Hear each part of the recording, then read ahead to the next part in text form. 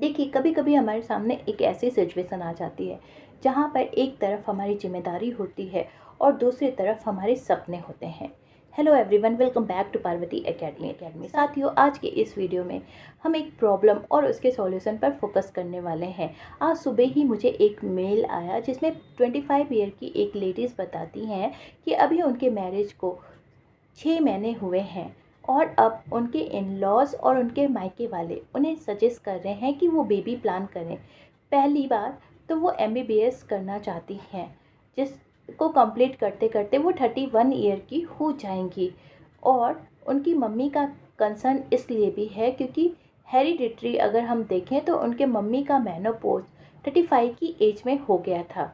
तो उनकी मम्मी को ये चिंता है कि 31 तक अगर ये अपने सपने ही पूरे करते रहेगी, फिर बाद में इन्हें आगे चल के प्रेगनेंसी में कोई इशू ना आ जाए, क्योंकि ऑलरेडी इन्होंने बताया है कि इन्हें पीसीओडी की प्रॉब्लम ऑलरेडी है।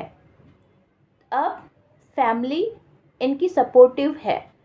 फैमिली इन लॉज का कहना है कि प्रेगनेंसी के बाद की सारी जिम्मेदारियां वो संभाल लेंगे, बच्चे को मैनेज करना उसके उनके इन लॉज पूरी तरह से कर लेंगे। तो अब ये लेडीज़ कंफ्यूज हैं कि ये अपने सपने की तरफ देखें या अपने इन लॉज की बातों को सुने या अपने मायके की बातों को सुने या क्या करें। ये पूरी तरह से कंफ्यूज हैं। तो सबसे पहले, सपने भी इम्पोर्टेंट है और हमारी जिम्मेदारियां भी उतनी ही इम्पोर्टेंट है।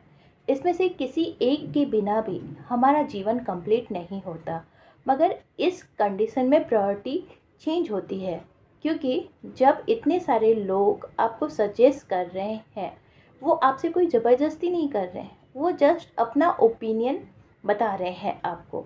तो उनका ओपिनियन आप सुनिए और आप खुद रियलाइज़ कीजिए कि क्या उनका ओपिनियन आपके ऊपर किसी प्रकार का बर्डन तो नहीं डाल रहा।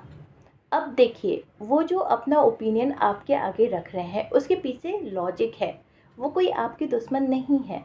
एक तो वो चाहते हैं कि आपको कोई फिज़िकल इशू ना हो, आगे चल के प्रेगनेंसी आपके लिए कोई एक ऐसा इशू ना क्रिएट कर दे कि आपकी मैरिटिकल लाइफ भी उससे अफेक्टेड हो, क्योंकि बहुत सारे लोगों को आजकल प्रेगनेंसी में बहुत प्रॉब्लम आ रही है।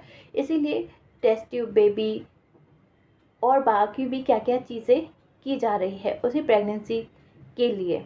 तो हो सकता है कि आपके परिवार का इसलिए भी कंसर्न रहे, क्योंकि आपकी मैरिज भी एक राइट एज में, मतलब अगर आप अपना जब आपकी मैरिज नहीं हुई होती तो आप 100% अपने सपनों को लेकर आगे जा सकते थे। उसमें आपके ऊपर कोई दबाव नहीं होता। खाली समाज या सोसाइटी भी आजकल इतना एक्सेप्ट करती है, अगर कोई अपने सपनों को लेकर जागरूक है तो कोई कुछ नहीं कहता। मगर एक बार शादी होने के बाद में आप और आपके परिवार एक बार एडजस्ट कर लेंगे, मगर ये जो सोसाइटी होती है वो हर जगह आपसे और आपके परिवार से यही क्वेश्चनिंग करती है कि कब फैमिली प्लानिंग कर रहे हैं और कब खुशखबरी दे रहे हैं। तो ये, अगर आपकी फैमिली सपोर्टिव है, वो सारी रिस्पॉन्सिबिलिटी ले रही है, तो आप अपना फैमिली भी आगे बढ़ा सकती हैं और आगे चल के अपने सपनों को भी कर सकती हैं। इसमें कोई प्रॉब्लम नहीं है, क्योंकि बहुत सारी लेडीज़ें ऐसी हुई हैं जिन्होंने शादी के बाद भी अपने परिवार के सपोर्ट से बहुत बड़ी बड़ी उपलब्धियां हासिल की हैं और इतिहास इस बात का गवाह है। अगर सपोर्टिव इन लॉज हैं और आपके पेरेंट्स भी आपको सपोर्ट कर रहे हैं, तो बेशक आप बिना झिझके ये डिसीज़न ले सकती हैं। इससे आपको दो बेनिफिट होंगे। एक तो आपके इन लॉज और पेरेंट्स दोनों खुश हो जाएंगे। ये लोग आपको पूरी तरह से सपोर्ट करेंगे, आपके सपनों के लिए भी और आपके बच्चे की परवरिश के लिए भी। तो यहाँ पर आपका दोनों बेनिफिट हो रहा है। और अगर आप इस बार सिर्फ अपने सपनों को प्रायोरिटी देती हैं, तो ज़रूरी नहीं कि वो सपना 100% उतने ही टाइम में पूरा हो।